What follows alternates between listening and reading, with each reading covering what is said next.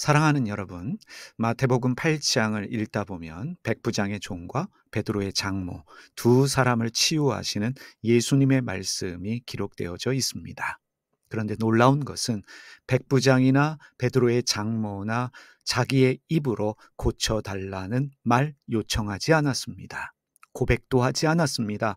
어떤 말도 하지 않았음에도 불구하고 예수님께서는 그들을 귀히 여기셨고 그들의 병을 고쳐주셨습니다. 왜일까요? 그들을 사랑하는 사람이 있었기 때문입니다. 병든 종에게는 그 병든 종을 사랑하는 백부장이 있었습니다. 베드로의 장모에게는 그 장모를 사랑하는 베드로가 있었습니다. 사랑하는 사람들이 있었기 때문에 그들은 치유를 받았습니다. 예수님은 그 사랑을 믿음으로 보셨습니다. 먼저 우리가 잊지 말아야 할 중요한 사실이 있습니다. 예수님 당시에 종이 어떤 존재입니까? 인격이 아니라 소유물이었습니다. 물건과 같은 존재였습니다. 아프거나 죽으면 버리는 물건과 같은 존재가 바로 종이었다는 사실입니다. 베드로의 장모 병들었습니다. 나이 들었습니다. 사회 안에서 역할을 잃은 존재 가치가 없는 사람으로 여겨졌던 존재입니다. 베드로의 장모는 여성이라는 것, 병자라는 것, 고령자라는 삼중의 주변성으로 둘러싸여 있었던 사람입니다. 예수님 당시 사회는 이들을 존재로 존중하지 않았습니다. 종도 그렇고 병든 여성도 존재로 존중하지 않았다는 것입니다. 하지만 놀랍게도 그들을 진심으로 사랑하는 사람들이 있었고 그 사랑을 예수님은 믿음으로 보셨습니다. 여러분, 누군가를 위하는 사랑이 믿음입니다. 누군가를 위한 기도가 바로 믿음이라는 사실입니다. 백부장은 종을 사랑했습니다. 그것을 우리는 이렇게 말할 수 있습니다. 가장 낮은 자를 위한 믿음이라고 말할 수 있습니다. 로마 백부장은 자기의 종을 살리기 위해서 예수님께 나와 간청합니다. 백부장은 권력이 있었습니다. 유대인들과 적대적일 수도 있는 위치였지만 그는 그 모든 것을 내려놓고 겸손하게 예수님께 말합니다. 주님, 내 하인이 중풍병으로 집에 누워 몹시 괴로워하고 있습니다. 그 종을 가리키는 헬라어 단어는 파이스입니다. 단순한 하인일 수도 있고 사랑하는 소년일 수도 있습니다.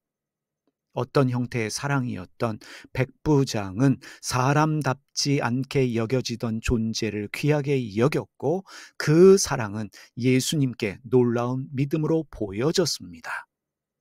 그래서 예수님께서 이렇게 말씀하십니다. 내가 이스라엘 중 아무에게도 이러한 믿음을 보지 못하였습니다. 예수님이 말씀하신 믿음이 무엇이겠습니까?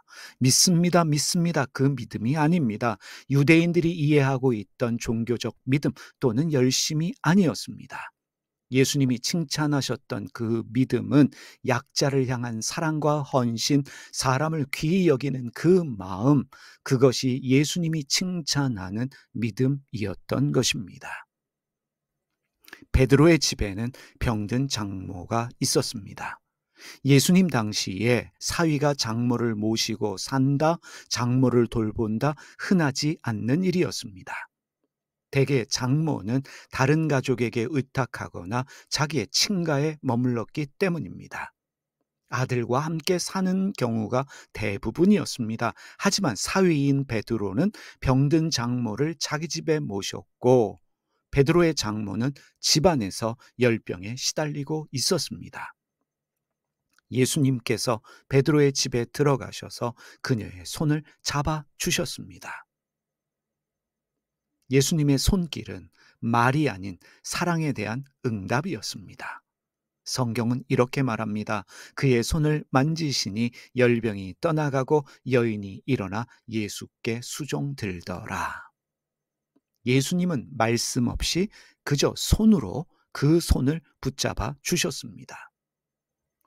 이것은 매우 파격적인 일입니다.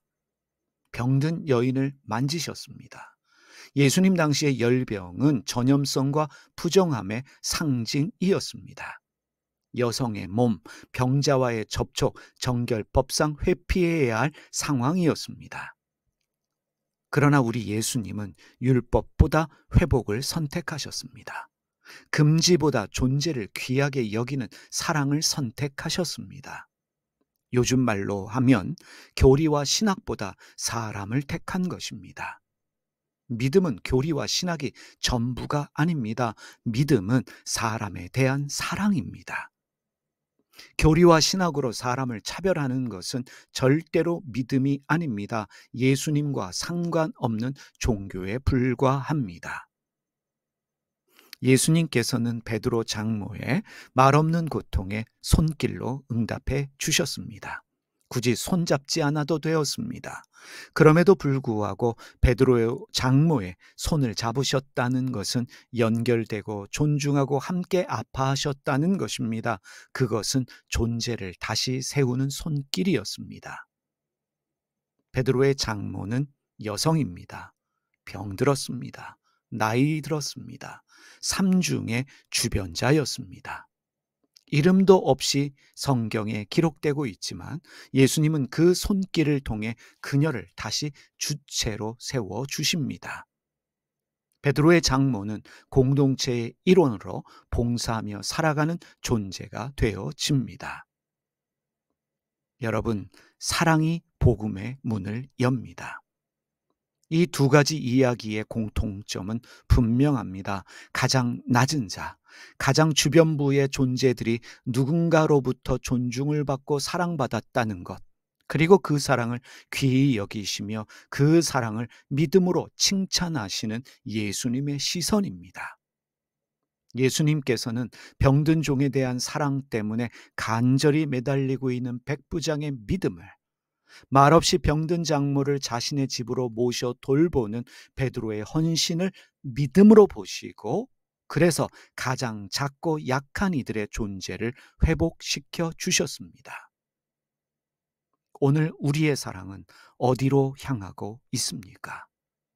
사랑하는 여러분, 오늘 우리 자신에게 물어야 합니다. 나는 어떤 사람의 아픔에 손을 내밀고 있는가?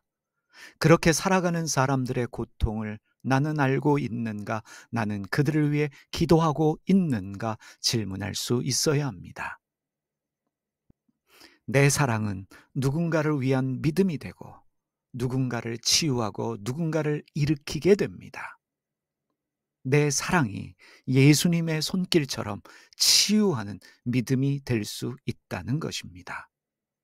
가끔 우리는 교리와 신학으로 어떤 사람을 죄인으로 몰며 그들에게 일방적인 회개를 요구합니다. 그러면서 그렇게 해야만 용서를 받고 구원을 받을 수 있다라고 말합니다. 그것은 믿음에 대한 왜곡입니다. 여러분, 그렇지 않습니다. 그냥 그들의 아픔을 알고 함께 아파하며 기도해 줄 때, 손을 잡아 주는 그 일을 통해서 예수님의 치유는 일어날 수 있습니다. 오늘 우리가 하루를 살면서 누군가를 위해 기도해 주면 어떻겠습니까?